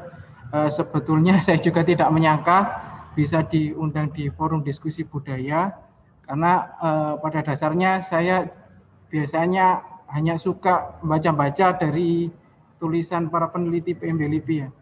Salah satunya mungkin Pak Wahyudi Akmalia, biasanya saya suka karena tulisan-tulisan populer gitu ya. Baik, di pertemuan atau di diskusi kali ini saya akan mempresentasikan sesuai dengan artikel saya yang di PMB LIPI, yaitu pandemi TikTok dan juga media edukasi. Oke, di sini saya membagi menjadi 4. Yang pertama ada perkembangan TikTok di Indonesia, kemudian kaitannya FOMO dan TikTok, kemudian TikTok sebagai media edukasi, dan juga daya pikat TikTok. Oke. Jadi sebelum berbicara jauh terkait TikTok sebagai media edukasi, mungkin kita juga perlu mengetahui bahwa TikTok ketika masuk Indonesia memiliki banyak sekali lika-liku kalau boleh dibilang. Dan yang paling cukup mencengangkan dan juga yang paling membuat heboh adalah diselenggarakannya TikTok Award di Indonesia pada akhir atau awal tahun kemarin. Dan itu kebanyakan bukan hanya selebgram atau artis-artis lokal yang bikin TikTok, tapi juga melibatkan artis-artis nasional gitu. Jadi TikTok ini daya pikatnya bukan hanya artis lokal atau masyarakat umum, tapi juga artis-artis yang biasanya berkecimpung di TV nasional juga sangat tertarik untuk terjun ke TikTok. Jadi daya pikat atau juga TikTok sendiri memang luar biasa kalau kita amati hari ini. Namun jika hari-hari ini TikTok sangat luar biasa dalam memberikan dampaknya ke masyarakat, perlu diketahui bahwa TikTok sendiri juga pernah diblokir atau juga dilarang tayang di Indonesia ya, di tahun 2017, kemudian pada pertengahan atau bulan Juli 2018 TikTok diblokir oleh Kominfo. Ya, alasannya karena banyak sekali yang menggunakan TikTok ya, digunakan sebagai tayangan atau juga konten-konten yang memuat entah itu seksual atau juga yang kurang pantas dengan nilai-nilai adat ketimuran atau adat Indonesia, sehingga TikTok kemudian diblokir. Meskipun ya dalam beberapa waktu kemudian dibuka lagi setelah pihak TikTok mau bernegosiasi dengan Kominfo terkait peraturan dan juga hal-hal yang berhubungan dengan norma dan etika. Nah, selanjutnya yang cukup menarik kalau kita amati pengguna TikTok atau juga user ya, dari tahun ke tahun, ini saya ambil dari Sensor Tower ya sumbernya. Jadi dari tahun 2017 sampai 2020 TikTok telah diunduh 2 miliar pada tahun 2020 dan mengalami lonjakan undian pada saat pandemi COVID-19 berlangsung. Nah, bisa kita amati dari tahun 2017, kuartal pertama, kedua, kemudian juga di kuartal keempat tahun 2018 mengalami kenaikan meski sempat turun lagi dan naik, dan di masa pandemi khususnya ini sangat lonjakannya sangat luar biasa gitu.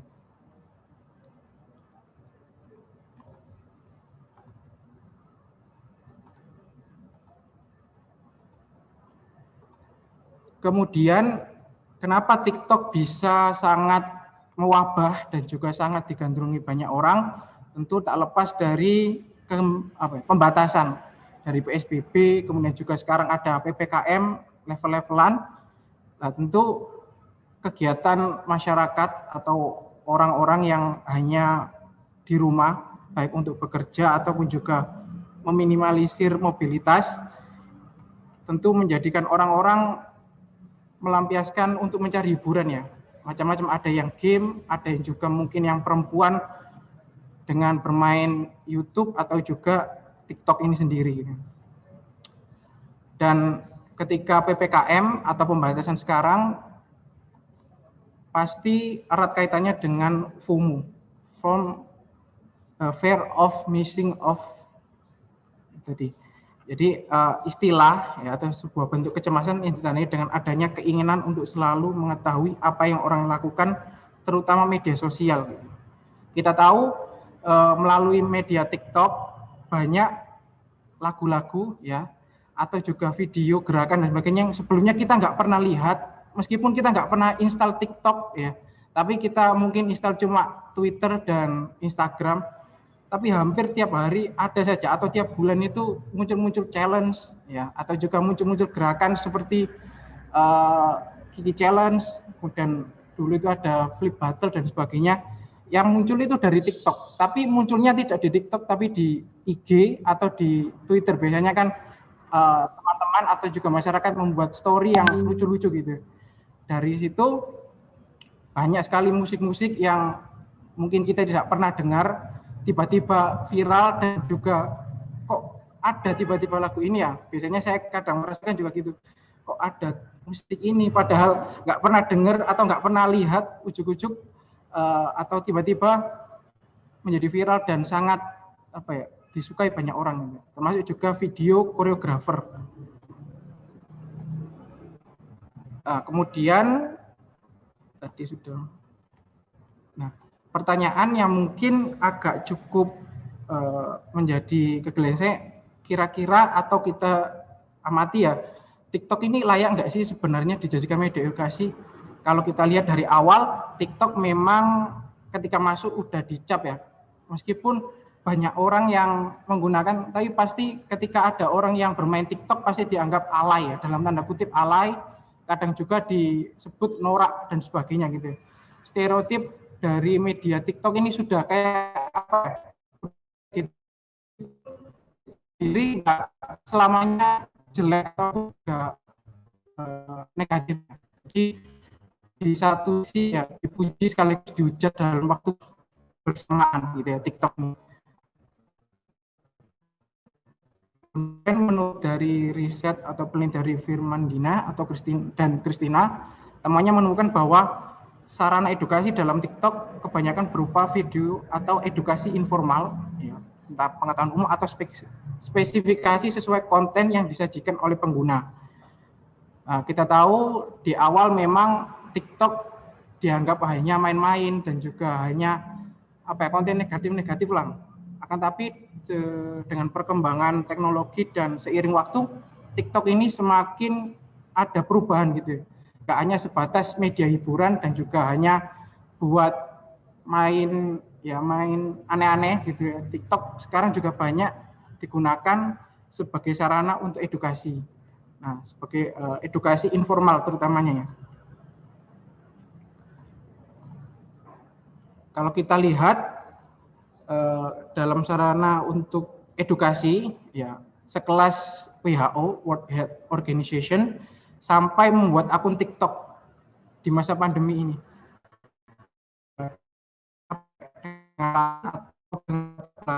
Dia berangkat sekali hoax ya, terutama entah itu vaksin, corona dan sebagainya. Akhirnya mereka berinisiatif membuat sebuah akun TikTok biar masyarakat awam ya khususnya yang entah itu tidak percaya dengan corona dan vaksin, biar lebih teredukasi gitu bahwa memang corona, vaksin dan sebagainya ini memang ada atau juga memang berjalan ya, memang ada efektifnya lah. Selain di sisi kesehatan, yang cukup menarik adalah ketika sosialisasi 5 biasanya ya pihak pemerintah atau pihak yang biasanya menggunakan ya sosialisasi formal menggunakan daya pikat TikTok ini sebagai sosialisasi 5M. Ini saya ambil contoh dari Polresta Bogor yang menyelenggarakan lomba TikTok terkait dengan 5M ya. Memakai masker, mencuci tangan, menjaga jarak, menghindari kerumunan dan juga mengurangi mobilitas. Nah, harapannya sama. Jadi dengan adanya lomba TikTok untuk 5M dan sebagainya, pesan sosialisasi terkait edukasi pentingnya 5M itu bisa sampai ke masyarakat luas, ke masyarakat awam lah. Karena mungkin pemerintah atau juga pihak kepolisian juga melihat bahwa kalau hanya sebatas surat edaran, juga hanya sebatas himbauan lewat browser dan lewat baliho atau banner kurang efektif ya. Tapi kalau TikTok karena menarik, singkat dan juga bisa menghibur, nah otomatis sangat memikat lah kalau dapat dibilang seperti itu.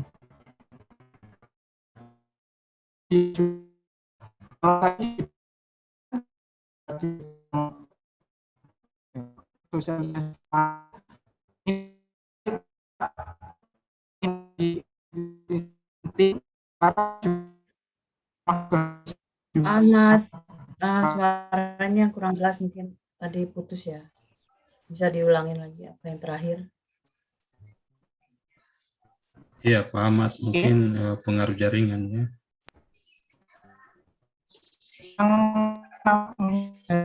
dari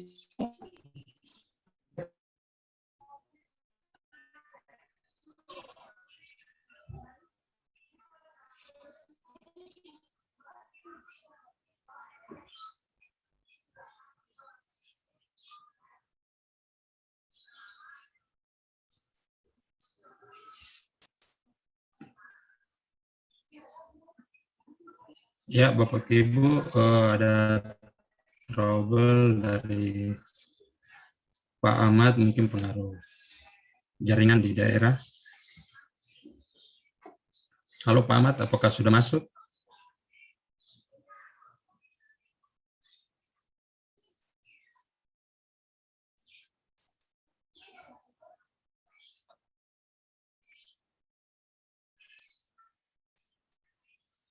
Halo Pak Ahmad.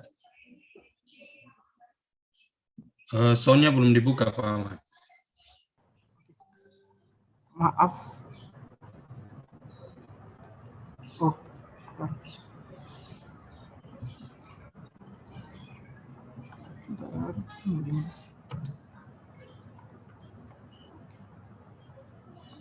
Oke, maaf ada gangguan sinyal.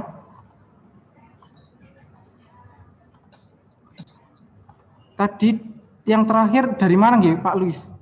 Yang terakhir saya jelaskan.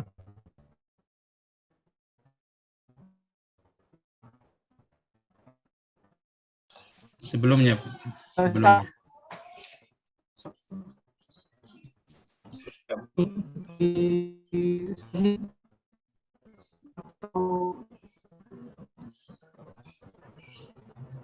Ini ya Pak Luis, yang terakhir tadi suaranya kurang jelas. Iya, ya. Sebagai media edukasi ya. Edukasi. Maaf sebelumnya ketidakstabilan jaringan. Oke, ini saya dari awal nih berarti ini. Oke, TikTok sebagai media edukasi ya. Jadi kita tahu memang TikTok ini menarik bukan karena cuma menarik banyak orang, tapi juga selain memiliki stereotip negatif di awal masuk, ketika orang siapapun yang menggunakan TikTok atau membuat konten TikTok pasti dianggap alay, norak, atau juga hampir langsung negatif. Tidak ada yang beranggapan bermain TikTok itu kayak ada positifnya, nggak ada dampak positifnya. Tapi meskipun sekarang yang menjadi sekaligus waktu bersama. Ya Pak Ahmad, kalau tidak bisa mungkin bisa matikan videonya, biar share screen matikan videonya.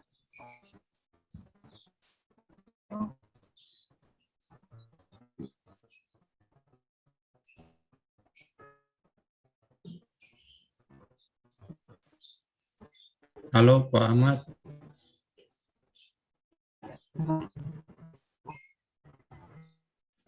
Ahmad bisa share screen, tapi matikan videonya biar tidak terganggu jaringannya.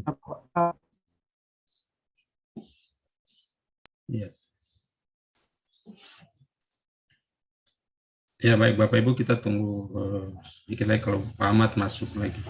Kalau tidak kita akan lanjut ya untuk sesi diskusi dan tanya jawab.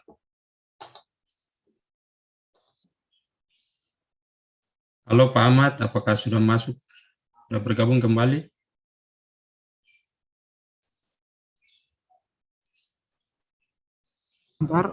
Sebentar Pak. Iya Pak, kalau ini videonya dimatikan aja, nanti share screen aja. Iya, sudah ini. Oke, biar gak lama-lama.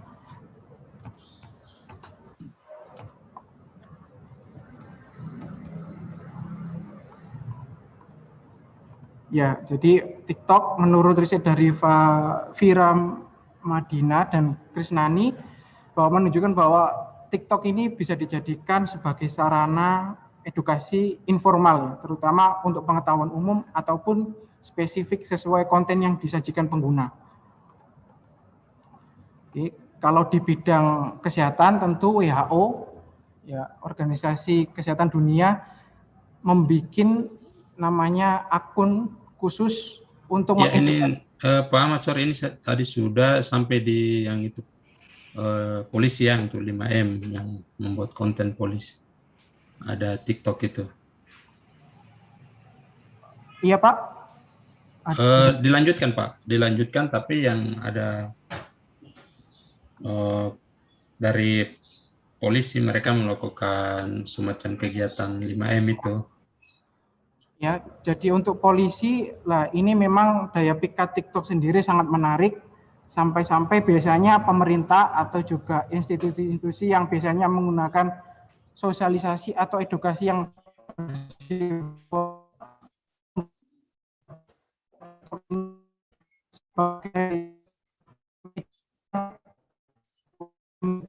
Ya, halo Pak Ahmad, suaranya juga putus-putus Pak Ahmad.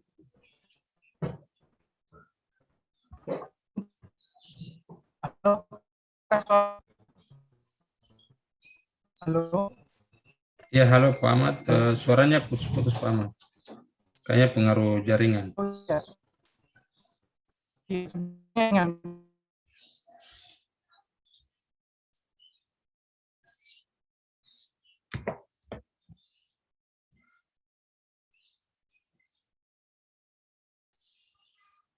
Pak Ahmad, halo. Ya, ternyata gangguan jaringan ya. Untuk Pak Ahmad. Lanjut aja Luis, lanjut. Ya, baik Bapak Ibu, mohon maaf tadi gangguan jaringan mungkin di daerah ya. Untuk Pak Ahmad, kita akan lanjut pada sesi berikutnya, yaitu sesi diskusi tanya jawab. Untuk itu saya memberikan waktu kepada Bapak Ibu untuk bertanya, bisa raise hand atau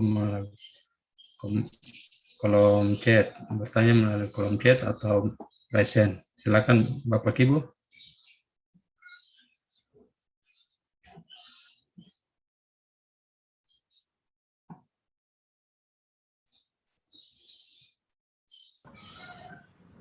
Oke. Maaf sekali. Ya. Pak Ahmad, ya kita sudah sesi tanya jawab. Mohon maaf karena ada gangguan. Kita sudah masuk pada sesi tanya jawab. Tidak apa-apa, nanti langsung ditanyakan oleh peserta saja. Ya. Jadi materinya ditanyakan langsung saja ya. Oh ya, Pak. Siap Pak.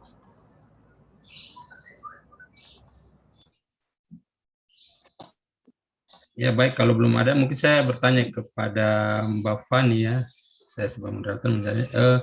Mbak Fani, kira-kira untuk pasar saham atau kripto di tengah COVID-19 ini banyak orang yang bermain tidak. Kemudian umur berapa saja yang bermain pasar saham atau kripto itu?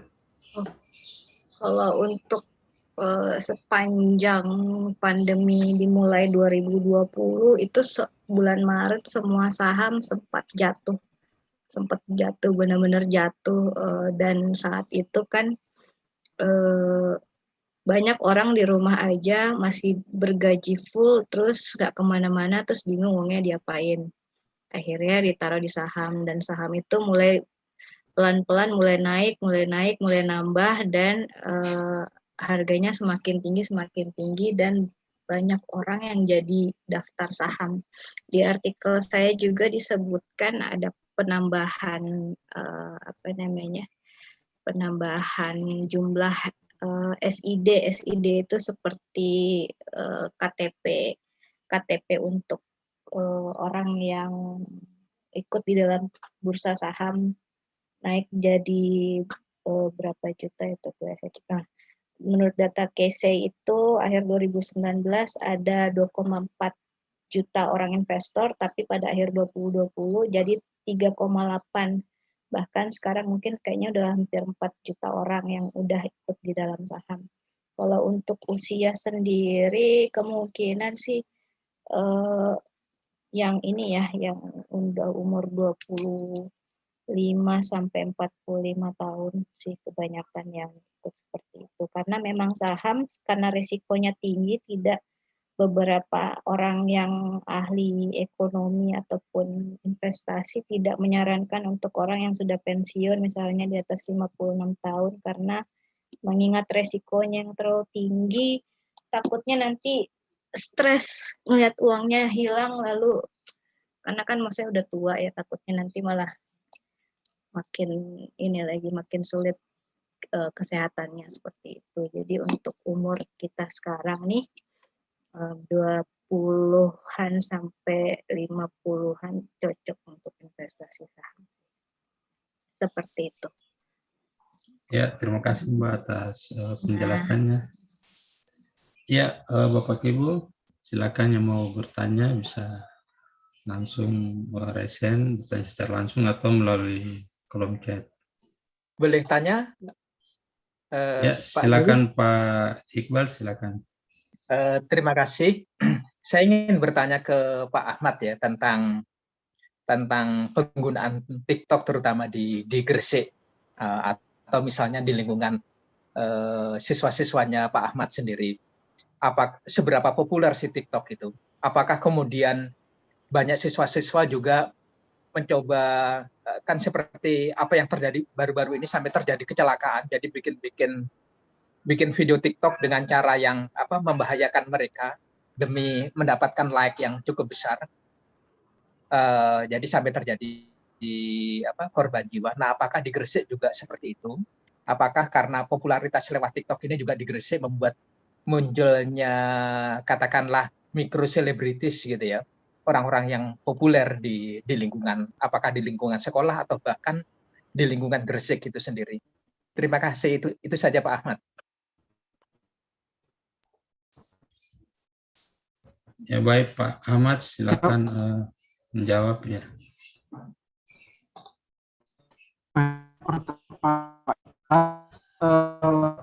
Untuk pengguna TikTok di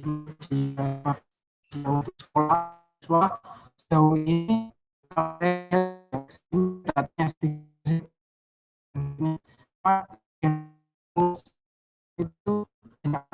Ahmad, suaranya putus-putus Pak Ahmad.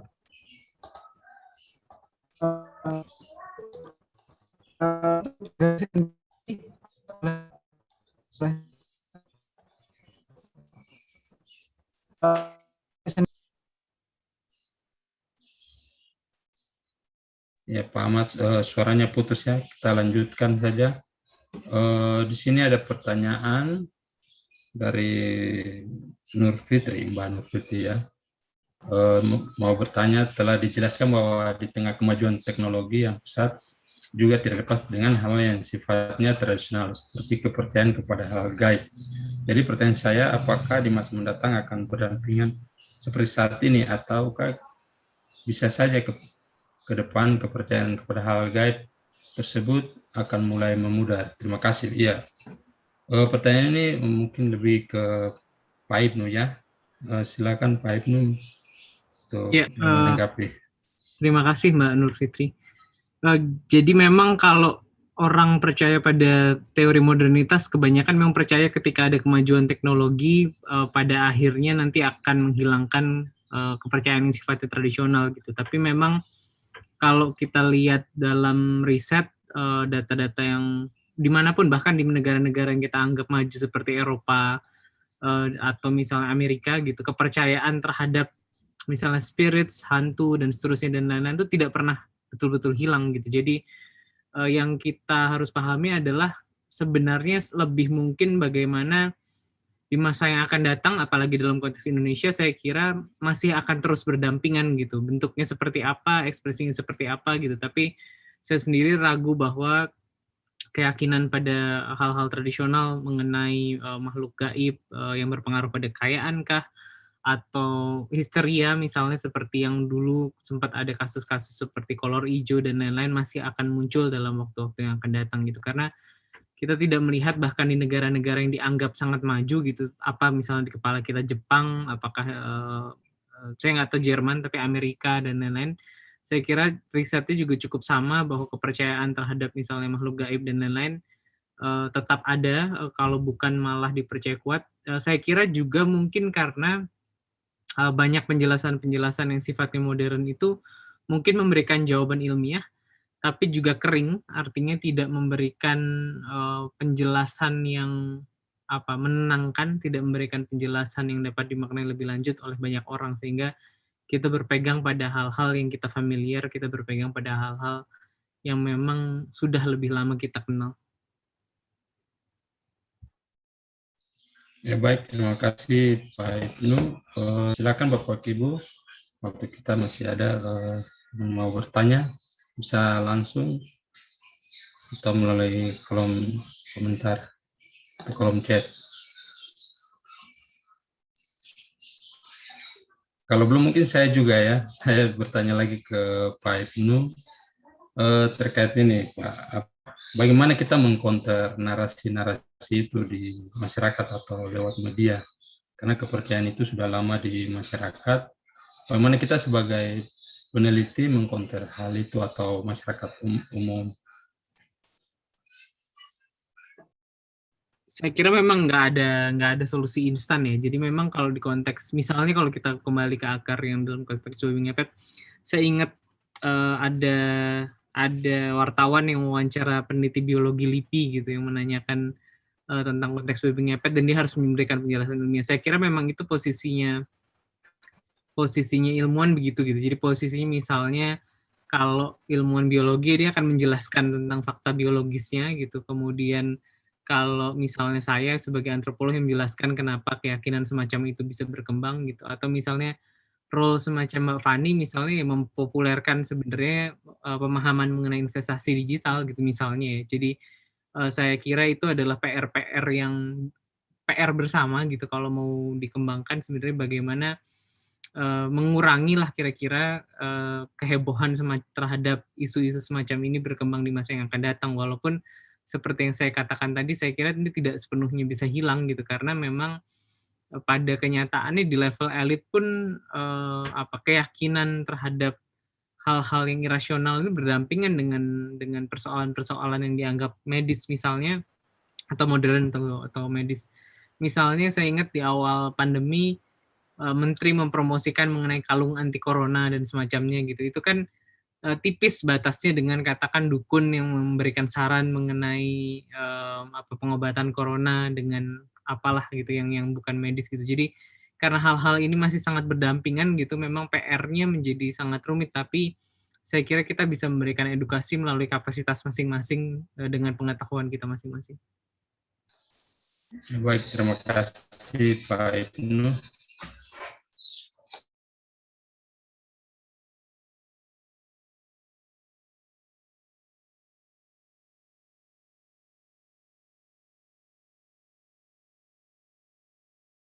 Bapak Ibu, silakan yang mau bertanya. Untuk kita masih ada. Luis, saya mau tanya dong sama Mbak Fani. Ya, siap. Silakan Mbak Fani. Saya juga udah ikut ya kripto. Cuma saya lihat memang begitu Bitcoin turun tuh ambruk gitu. Nggak ada persoalan sih sebenarnya, karena memang saya baca di fundamental dan tren kenaikan harganya sih itu pernah dialami, dan kenaikan harganya itu malah lebih bagus gitu di masa depan. Ini masa-masa untuk mengumpulkan koin-koin. Tapi yang jadi pertanyaan saya itu kadang-kadang kan kita kayak ya itu tadi FOMO ya, fear of missing out itu. Sebaiknya kalau untuk level bukan investor besar gitu, seberapa besar sih kita berinvestasi? Pertanyaan berikutnya adalah yang generasi kedua nih. Saya suka dengan NFT di karya-karya seni yang saya bikin secara digital untuk saya masukkan ke dalam pasar saya sendiri gitu. Menurut Mbak Fani, mungkin Mbak Fani punya pengetahuan juga tentang itu, bagaimana proyeksi NFT dari karya-karya seni itu di masa depan. Terima kasih.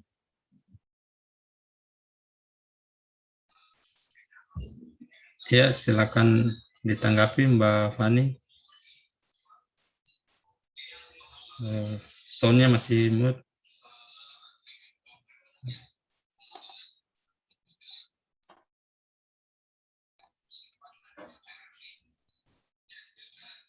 Off ya? Ya, kayaknya Mbak Fani gangguan jaringan ya, mungkin. Halo Mbak Fani. Halo. Mbak Fani udah nggak ada di Zoom ini, Pak C. Oh ya, mungkin ya lagi gangguan jaringan. Lanjut aja ke pertanyaan berikutnya, Luis. Iya, baik.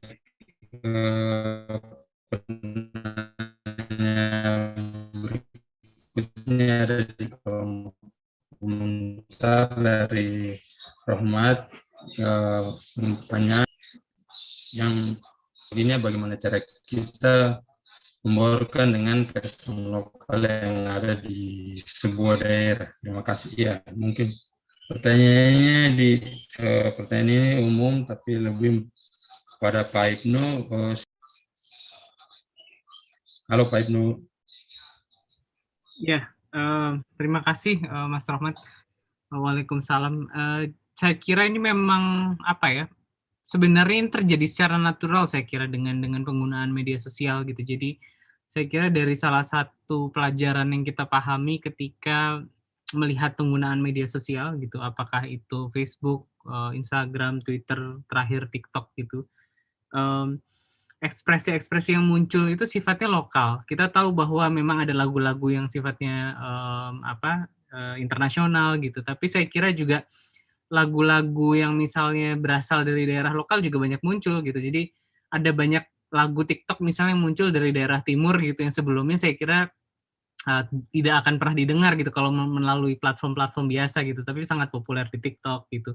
Jadi proses-proses bagaimana sebenarnya nilai-nilai lokal dan praktek-praktek lokal masuk dengan perkembangan teknologi itu sebenarnya sangat-sangat natural gitu, karena ketika kita menggunakan teknologi sendiri, pada dasarnya kita menggunakan teknologi tidak dengan cara yang sama dengan desain dari pembuat teknologi tersebut gitu. Jadi seringkali para pembuat teknologi justru mengubah teknologinya sesuai dengan cara orang menggunakan teknologi itu gitu. Misalnya awalnya Instagram didesain untuk pengguna foto, tapi kemudian para pengembang Instagram menemukan pengguna Instagram menggunakan Instagram untuk jualan. Kemudian dia mendesain Instagram memiliki fitur yang berjualan. Terus terakhir misalnya Instagram melihat bagaimana TikTok sangat maju dan lain-lain sehingga Instagram mengubah fiturnya lagi menjadi semakin mirip TikTok gitu. Di dalam TikTok atau dalam Instagram juga kita lihat banyak orang yang memproduksi konten-konten bahasa daerah dengan menggunakan lagu daerah, dengan menggunakan cerita-cerita lokal atau humor-humor yang lokal. Saya kira itu adalah bukti dari bagaimana sebenarnya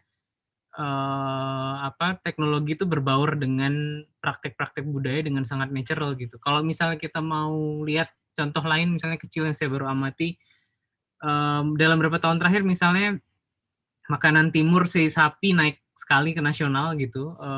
Padahal kan sebelumnya tidak terdengar. Saya kira itu juga sangat sedikit banyak terbantu oleh aplikasi, apakah itu aplikasi jualan seperti Gojek atau misalnya Instagram mungkin yang juga mengenalkan itu lewat foto atau lewat video kuliner. Jadi saya kira sebenarnya pembauran itu sudah terjadi tanpa kita merancang secara khusus, tanpa kita perlu merancang desainnya seperti apa, karena kita menggunakan perangkat teknologi sesuai dengan pemahaman sosial budaya yang sudah kita miliki sebelumnya. Baik, terima kasih Pak Ibnu. Silakan Bapak Ibu yang masih ada waktu, silakan bertanya. Bisa langsung bertanya secara langsung maupun di kolom chat.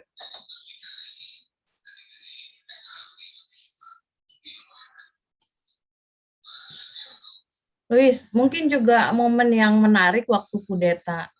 Gimana ya? Itu kan lagunya dari timur ya. Menurut saya itu sebuah kebetulan yang politis. Nggak ngerti sih, tapi mungkin lihat ya waktu itu ada instruktur senam yang pakai latar belakang lagu Indonesia, dan ternyata di belakangnya ada kudeta gitu. Buat saya itu menarik fenomena itu. Oke. Ini udah 10.47, silakan Luis, handle, mungkin ada pertanyaan dan lain sebagainya. Ya, Bapak Ibu, silakan, kita masih ada waktu. Silakan bertanya, bisa melalui kolom chat atau bertanya secara langsung.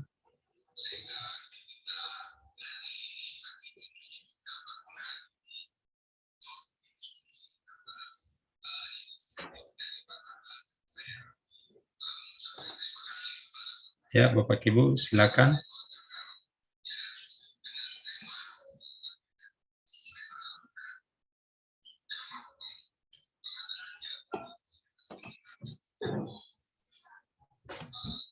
Ya, kita masih ada waktu. Ya, sambil menunggu, saya bertanya lagi saja ke Pak Ahmad ya. Mungkin tadi beberapa materi tidak kita lihat, tapi secara umum saya melihat TikTok ini kan dari segala usia, kemudian tadi penjelasannya dari artis sampai kepada daerah.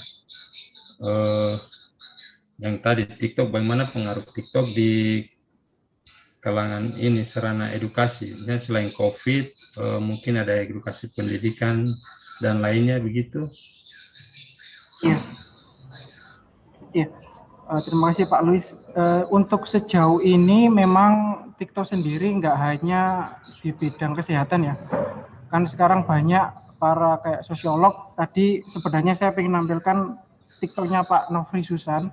Beliau dosen sosiologi dan tim juru bicara presiden. Beliau membuat TikTok sebagai penangkal. Biasanya kan kadang ada fenomena hoax, kemudian juga kadang ada yang berita semacam ini dan ini di masyarakat. Beliau coba menggaris mencari benang merah dan juga memberi beliau memberi semacam kayak enggak seperti ini, harusnya seperti ini. Beliau menjelaskan secara sosiologi. Dan juga yang kalau sekarang di dunia pendidikan itu biasanya, kalau saya kan konselor di bidang kesehatan mental dan juga perkembangan anak, terutama siswa. TikTok ini bisa menjadi media yang menarik. Menariknya karena biasanya disampaikan hanya lewat media-media yang formal, tapi materi yang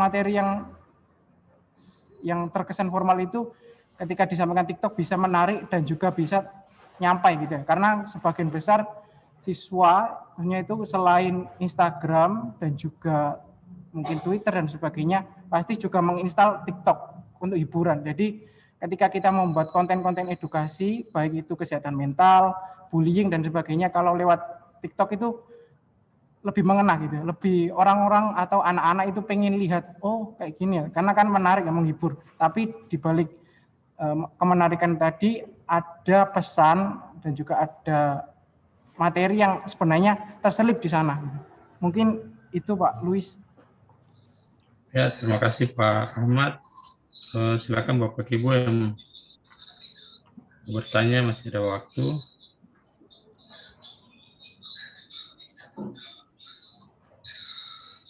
Iya, baik. Kalau tidak ada, maka diskusi kita pada hari ini,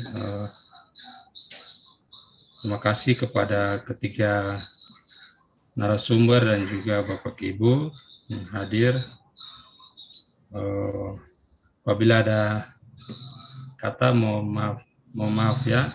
Untuk selanjutnya, saya kembalikan ke Mbak Regia. Baik. Terima kasih Pak Luis karena sudah memandu diskusi kegiatan kita pada hari ini. Juga ucapan terima kasih kepada Bapak dan Ibu peserta yang masih setia mengikuti kegiatan dari awal hingga akhir acara. Dan tentunya juga ucapan terima kasih saya sampaikan kembali kepada ketiga narasumber hebat kita pada hari ini. Bapak dan Ibu sekalian, gimana nih topik pembahasan kita hari ini? Diskusi yang menarik bukan ya? Semoga pertemuan kali ini juga menambah pengetahuan Bapak dan Ibu, bisa membawa ini juga menjadi pembelajaran penting bagi kita sehingga kita bisa lebih memahami terkait penerapan media teknologi dan khususnya penggunaan media sosial TikTok sebagai media edukasi di era pandemi COVID-19. Untuk Bapak Ibu peserta kegiatan, saya juga ingin mengingatkan kembali sebelum kegiatan ini berakhir untuk mengisi daftar hadir pada link yang telah kami bagikan di kolom chat. Bersamaan dengan link sertifikat, jadi silakan bagi Bapak Ibu yang membutuhkan bisa mengunduh sertifikat pada link tersebut. Dan informasi terakhir dari saya juga, bahwa forum diskusi budaya ini akan selalu hadir setiap 2 minggu sekali di hari Senin. Bapak dan Ibu peserta kegiatan dapat mengunjungi seluruh sosial media kami, yaitu PMB LIPI seperti Facebook, Twitter, Instagram, dan YouTube di @PMB-LIPI. Untuk mengetahui sepertinya kegiatan-kegiatan apa saja sih yang akan hadir selanjutnya.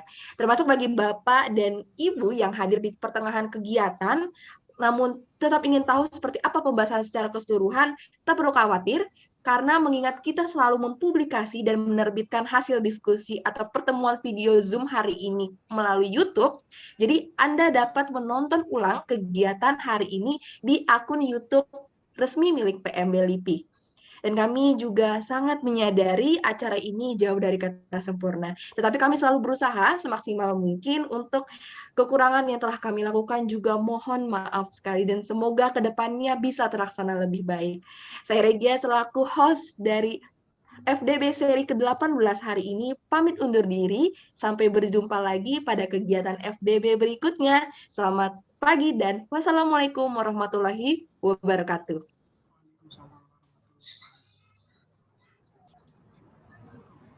Terima kasih Bapak dan Ibu. Terima kasih. Terima kasih semuanya. Terima kasih Pak Ahmad. Terima kasih. Terima kasih Luis, terima kasih Regia. Link sertifikat Terima mungkin ya. kasih. Bapak Ibu mohon maaf tadi banyak gangguan ya. Mungkin semoga ke depan lebih baik lah. Terima kasih Pak Ahmad.